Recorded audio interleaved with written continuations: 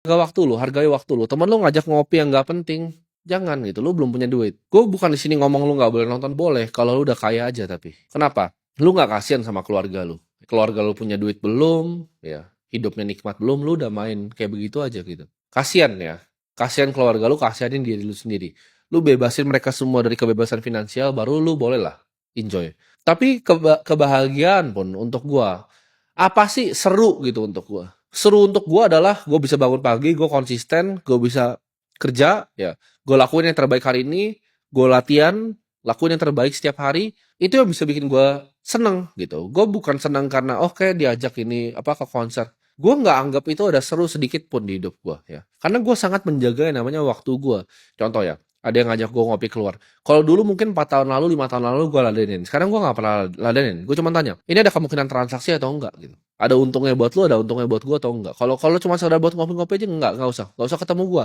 Orang mau bilang gue sombong, orang mau bilang gue apa, terserah gue gitu. Kayak orang bilang, oh mau datang ke podcast ini enggak, datang ke acara ini enggak, datang ke itu enggak. Gue cuma mikir kalau orangnya gue nggak gitu suka-suka amat, enggak lah, ngapain gitu. Lu nggak bisa bayar waktu gue juga kok, gue juga nggak minta dibayar ya. Gue itu sangat menghargai dan menjaga waktu gue. Dan gue harap kalian tuh harus menjaga waktu kalian. Jangan gampang FOMO, jangan gampang ikut-ikutan teman. Jangan karena dijauhin sama teman terus kalian jadi nggak mau kerja, jadi ikut main-main sama mereka ya. Jangan seperti itu. Jaga waktu lu dan hargai waktu lu. Karena uang itu banyak ya. Yang nggak bisa dicari itu cuma waktu, kesehatan, dan juga cinta ya. Kalau uang itu gampang dicarinya.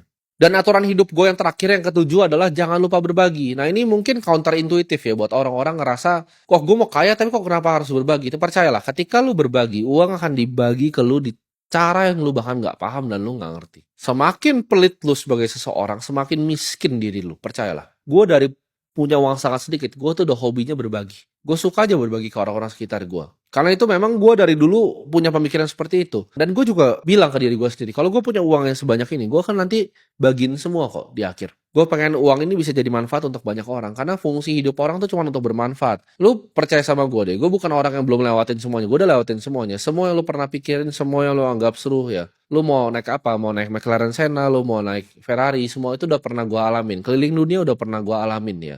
Lu mau sampai puncak pegunungan di Swiss, sampai lu mau keliling semua Eropa ya, itu udah pernah gue lakukan ya. Mau ke Dubai kemana semua udah pernah gue lakukan. Tapi apa yang paling seru menurut gue? Yang paling seru tuh bukan semua itu tentang uang ya.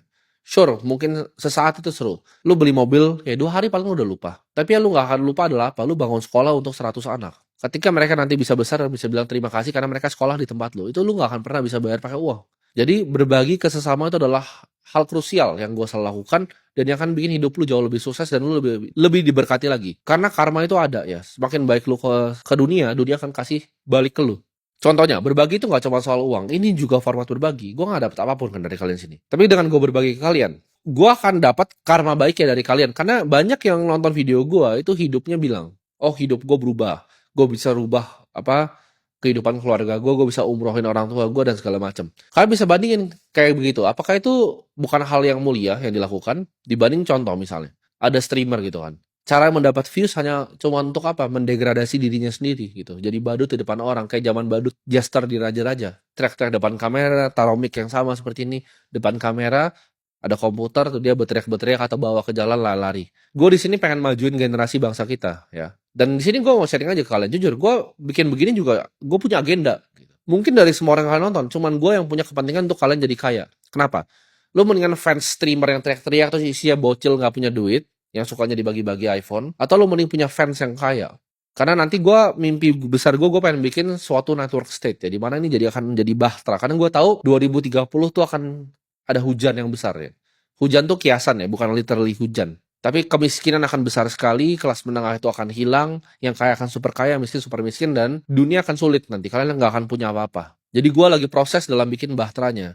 Gue mau orang yang masuk ke bahteranya orang yang apa? Justru orang yang kaya. Gue males ladenin orang yang memang nggak mau belajar. Jadi si edukasi yang gue bikin di sini, ini adalah sistem filtrasinya ya. Jadi gue itu punya agenda untuk kalian tuh hidupnya berubah dan kalian jadi kaya. Karena gue lebih mending fans kaya dibanding fans yang nggak punya duit. Dan gue ngomong apa adanya di sini ya. Gue ngomong ini semua nggak cuman hanya berbagi, tapi gue juga punya agenda di balik kalian semua. Sampai jumpa di video selanjutnya.